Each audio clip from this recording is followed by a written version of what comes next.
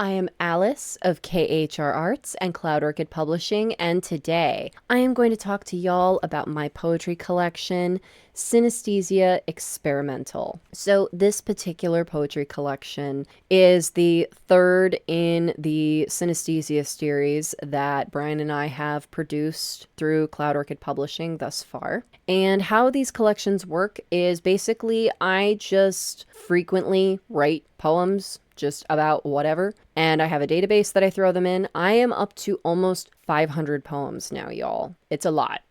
And what I do is when I get enough poems that all kind of go together in some sort of theme, we put them together in a poetry collection. So that's why they're all named like this, you know, darkness, experimental, nature. You get the idea. The title is explanatory of what the book is going to be about. So experimental is a little bit less obvious than the others in that these poems in particular were poems that I wrote that take my synesthesia and turn it up to an 11. So I have synesthesia, which means that like some wires in my brain are crossed where I taste colors and I taste words. And so this very much influences my writing and my word choices. And my poetry is where I explore my synesthesia the most, where I prefer to use words that taste good. Also, I use a lot of colors in both my writing and especially my poetry because like the word red on the page tastes the same as me like seeing the color red. Yeah, it's a whole thing. These poems in particular where I just let my synesthesia just go off the rails. Like these are my most synesthesia of synesthesia-ness that I've done. And this is honestly one of my most popular poetry collections, and it's because it brings people so much joy. They think it's so funny, which I also think it's funny. They're very silly, and it just makes people happy. And I just encourage them. I'm like, just pop it open, just read a poem, see what you think. And I hook them every time. They're just like, oh my God, this is absolutely bonkers. I'm like, yep, that's the whole point. So to give y'all an example of one of these bonkers poems, Christmas in Merry Old England. Kazakhstan Keurigs collectively crumble. I'm a cockatoo. Applesauce. Furtive figs. And then we have a line of E's, and I think I wrote in my notes somewhere, it's like 42 E's. I don't have an explanation. It just is. Insert happiness here. Anaheim is a place. Did you know that? Pleasantly peachy baked into a pie. And used her skin as the wrapping. Tinsel fed tinfoil atop their heads, so snowy and deep. Trexel tarts stolen from the tin. Tinsel von Tinsel trekking through the parrot's town. Trust in breadcrumbs, unless they are raisins. Peas. So this is, I know many of y'all are like, what did I just listen to? So many of the poems are like this, where it's just completely nonsense, but there is a method to the madness. So to kind of explain the crazy. So first of all, I love alliterations. That's why a lot of that is going on with like Kazakhstan Keurigs collectively crumble. Got a lot of the same sounds there. Just absolutely delicious going on there. And the reason why we have the whole line of E's, I don't know why I felt the need when I had Brian lay this out, why I specified how many E's there were. But I did. But if after it says insert happiness here. And for people who know me closely, know that when I'm really excited and really happy, I literally just go, E. So that's what that is. That is the expression of joy and excitement is just a million letter E's.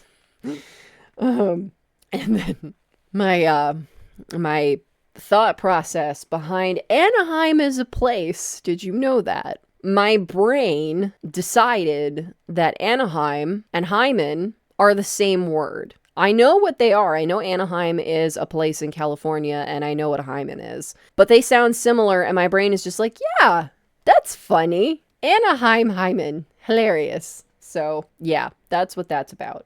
Pleasantly peachy baked into a pie and used her skin as the wrapping. So, for those of y'all that are familiar with the early 2000s cartoon Chowder, one of the episodes, they need to bake a peach pie, and they need a princess peach. And like it's this whole adventure where they have to convince this sentient peach, which is weird, to be a pie.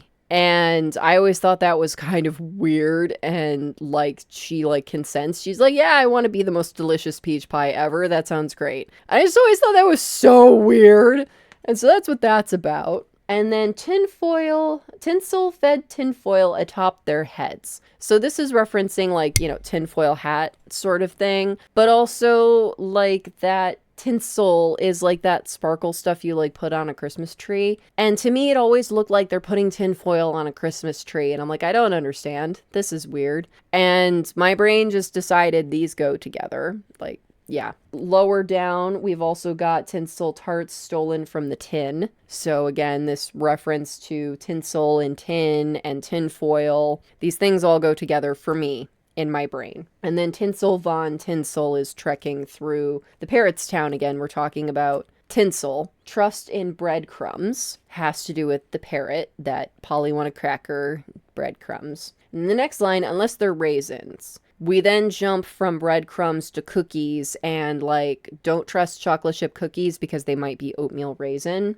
And then peas has to do with, we go to the top of the poem, with applesauce and furtive figs, that we're talking about food. And all of these things go with the peachy pie because it's also food, but also the tinfoil and the tinsel and all that because you wrap food in tinfoil. And you also put food in a tin. And then also the fact that, you know, this is Christmas in merry old England. All of this comes together to talk about all of these things that have to do with Christmas. And so applesauce and figs and pie and tarts and cookies and peas and all these things are things that you would eat during Christmas time.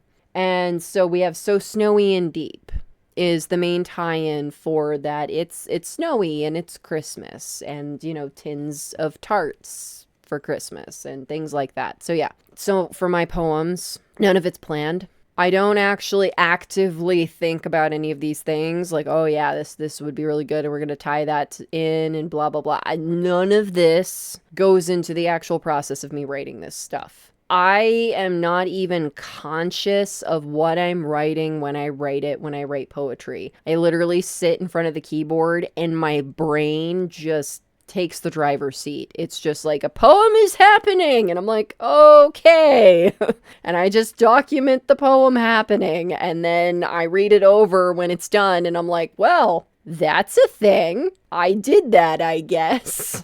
And then when I go back and I reread it, I can kind of analyze just all of these quick, like, synapses connections that my brain is making. Like, this is honestly the closest that you can get to being inside how my brain works, which also explains a lot for why I as a person am so nonsensical and many people perceive me as being a crazy person. Is this is how my brain works. These are the connections that my brain makes. This is how my brain organizes information and like understands the world around me, is this. And it's as brilliant or as crazy as you would like to view it as, basically. And this particular collection also, because in the poetry collections, it is both a collection of poetry and it is also a collection of photographs. Some of them have photographs, some of them have artwork, some of them have both. This one has photographs specifically taken by Brian when he was in Afghanistan at an active military base. He was working there as an air traffic controller, and it was also actively being bombed. And so he was taking pictures of just all the weird architecture around the base, and like stuff that was like half blown up, stuff that was like half built, like all that kind of stuff. And he uses this like very geometric styling with how he photographed it, as well as he was very into like doing mirroring with this. And we have an art book that we wrote together called Mirror Mirror that came out around the same time as this one, and he used the same thing where it's like superimposing multiple images together to kind of create this mirrored, blurred, like motion sort of thing going on. So it's like these composite pictures that just look very abstract, and they're very cool. And so he chose that to like give structure to the randomness in this collection, that we have this structure of the geometric abstract photos to go with my very abstract and very crazy poetry. So it was so much fun to write. It is so much fun to read, and I hope that y'all find joy in reading this as well. So I want to thank y'all so much for watching this video. If you liked it, please be sure to give it a like. And if you're new, subscribe. All right, y'all. Thank you so much. Take care. Bye-bye.